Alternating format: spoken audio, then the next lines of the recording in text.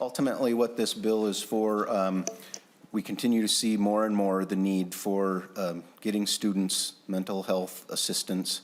And it is my belief that it does not matter where a student goes to school, they deserve that assistance here in the state of Minnesota. And currently, if you're in a non-public school in grades 7 through 12, the state helps cover some of those costs, but not if you're in K through 6.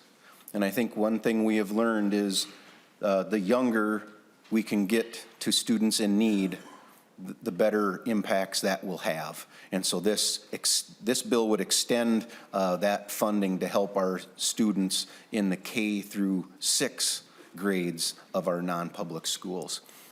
These counselors are public school employees, I believe. So I'm actually looking at this as the possibility for saving jobs. So for example, say the Alexandria, because we had somebody testify from Alexandria, the Alexandria Public Schools has to make cuts, and maybe they're thinking about, well, do we cut a counselor?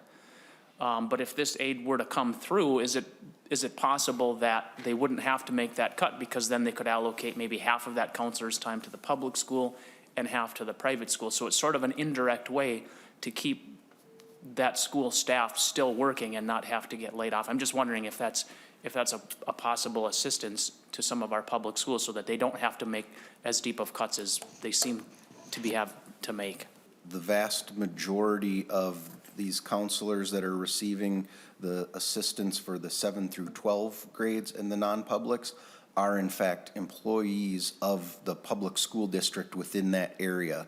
I believe in speaking with some of the folks, there are a couple that would be full-time at those private schools, but the vast majority are part-time at the non-public school because they spend most of their time at the public school. And a number of the small public schools have said this allows them to keep the counselors there, and this expansion would probably help some even smaller schools, or just as you were saying, help them keep counselors when they're considering budget cuts. Just simply put, these are services we're looking to provide for our youngest students that I believe, and as was stated by many of our testifiers, these are services that should be provided to our Minnesota children no matter what school setting they're in. And as we know, providing the services for children when they're younger will help prevent issues later on. So appreciate you considering expanding this to help our youngest students.